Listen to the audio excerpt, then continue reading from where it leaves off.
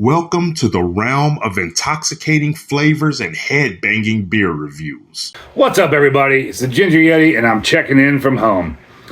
And what I have for you today is Space Invader from Amsterdam Brewing Company out of Toronto, Canada. Now, I picked this up a while ago, actually back in December at the LCBO in Toronto, across from History, and I kind of forgot about it in my basement until I saw Drew from Beer for Breakfast, Facts for Snacks do a review on it. I think it was last week. And I'll link that down below so you go check out his review. I saw him do a review. I'm like, I recognize that beer. I think I have one of those in my basement. I went down and checked. Sure enough, I do. Now, there's a canned-on date on here. It was packaged in November of 23. So hopefully it's still good, because this is a little old now. I mean, it's mid-June. But the reason I picked this beer up, because I don't normally just pick up IPAs, but the reason I picked this beer up was, one, because it said Space Invader. It's got the Space Invader on it. But I wasn't thinking about the video game. Like, as soon as I saw that Space Invader, I'm like, oh, that kind of looks like the street artist Invader and his logo. That French street artist that does all like the mosaic tile kind of Space Invader inspired street art. That's the first thing I thought of when I saw this can. That's why I picked it up. But I'm guessing it's probably more referencing Space Invader, the video game.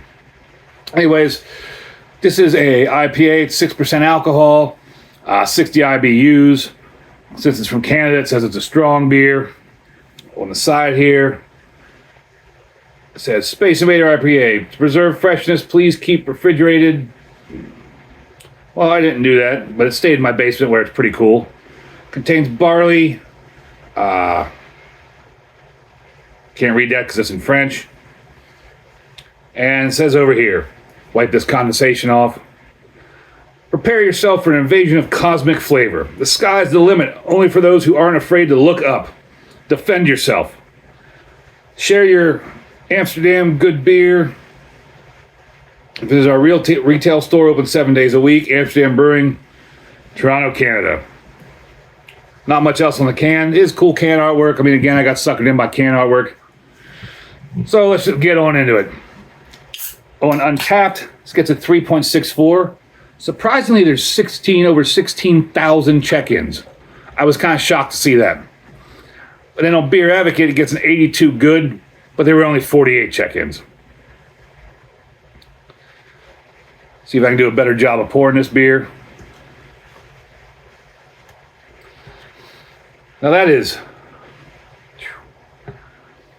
I'm just getting tons of citrus orange, like orange in the nose, and I'm not even close to it right now. That is like probably a 5 on the SRMs, and that is cloudy. You cannot see through it. Good bit of carbonation in there. A nice white head, real fine bubbles. That head is not dissipating very well, but that's a nice looking beer overall. Those fine bubbles are turning into bigger soap-like bubbles. Hopefully that dissipates a little quicker than it is right now. Let's get into the nose. Like I said, like as soon as I open it, just big whiff of orange. I mean, just citrus orange.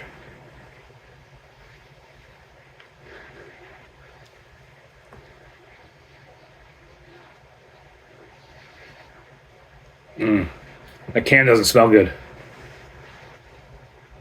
Big citrus orange on the nose over here. Can is weird.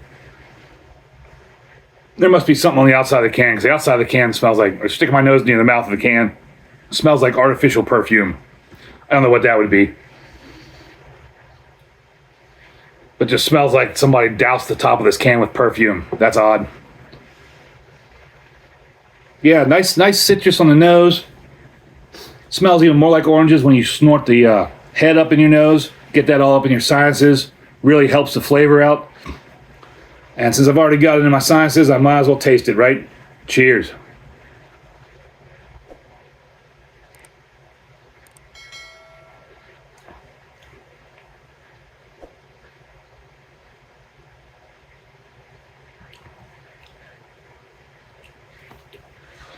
A lot more bitter than I expected. And this is now getting into the IPA bitterness range, like 60 IBU, I could tell. Don't notice the 6% alcohol. Surprised that there's not more of an orange or tropical flavor to it.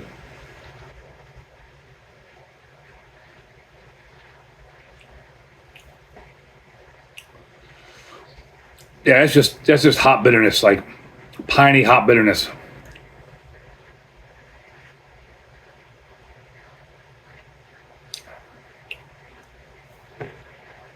Light-bodied, easy to drink, but it's just kind of like a bitter beer with a lot of lingering bitterness to it. You know, I really like the can art, and this might be for somebody like Ridgeopolis or some of you guys that are really into IPAs. But the amount of bitterness in this, I just have to give it a let it play. I wouldn't be upset if somebody bought this for me, handed this to me in a bar. Maybe it tastes different on draft. Maybe I need to try it on draft. But I wouldn't buy this again. It's a super cool can, but it's just that hit you in the mouth bitterness.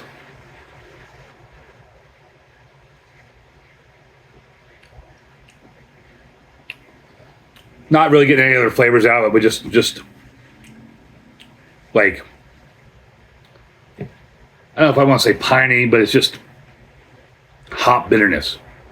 And that's really all it is. And maybe it's because this beer's old now. I mean, this is mid-June, and I bought this in mid-December. It was canned in, October or November. Canned in November. So it's 7 months old for an IPA. Maybe it's a little too old. But this one isn't doing it for me. It's not a sink pour. I'll finish the beer, but it's just to let it play for me. And, you know, I hope you don't think my videos are just let it play. Hope you enjoy them enough to hit that subscribe button. And did I get this one wrong? Have you had Space Invader before? I know Drew's had it a couple times. I think he likes it.